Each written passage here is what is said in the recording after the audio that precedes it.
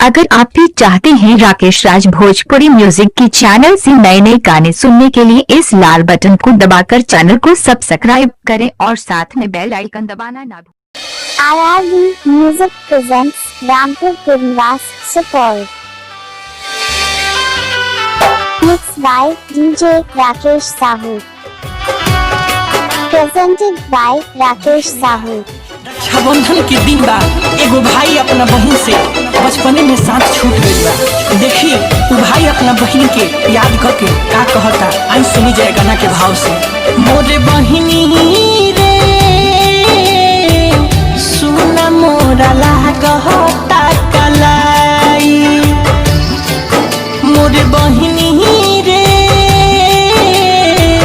सुना मोरा लागता कलाई। बचपन में साथ छुटल किस्मत का मोर फुटल, आज सोचिया वहाँ है मोरे बहिनी रे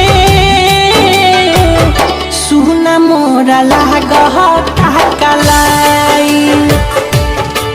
मोरे बहिनी रे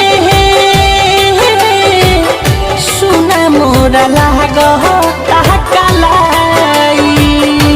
RRB Music presents Rampur Purnivas Support. Director Rakesh Sahu.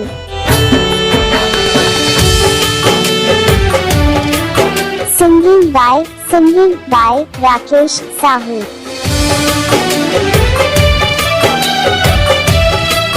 अभी आप लोग सुन रहे हो राकेश साहू को।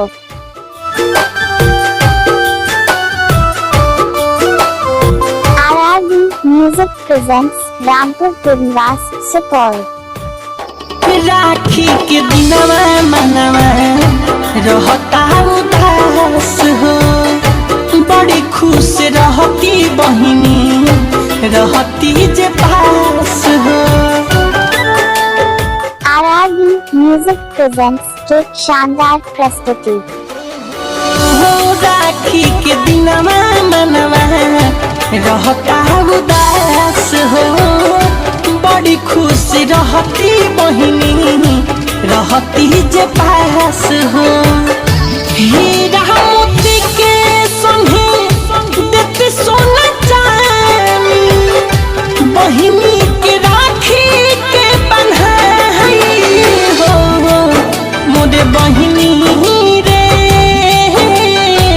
सुना मोरा लागता कलाई, मोरे बहिनी रे सुना मोरा लागता कलाई। RRB Music presents Rampur Purnivas Support.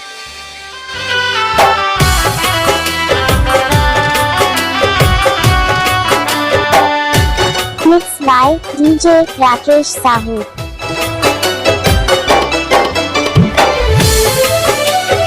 RRB Music presents Rampur Purnivas Support. दुनिया के सुख सारा मिलता जीवन में, अंगना में बहिन नइखे खटकता महन में। RRB Music presents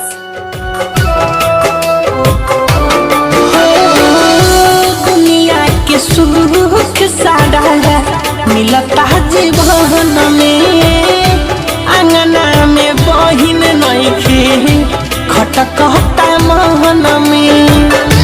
writer Rakesh संगे कहे मिठू मारस, महती में मिलता कमाई है।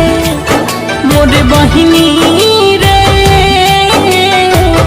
सुना मोरा लागता कलाई, मोरे बहिनी रे सुना मोरा लागता कलाई। बचपन में साथ छुटल किस्मत का मोर फुटल, आज सोचिया वहाँ है मोरे बहिनी रे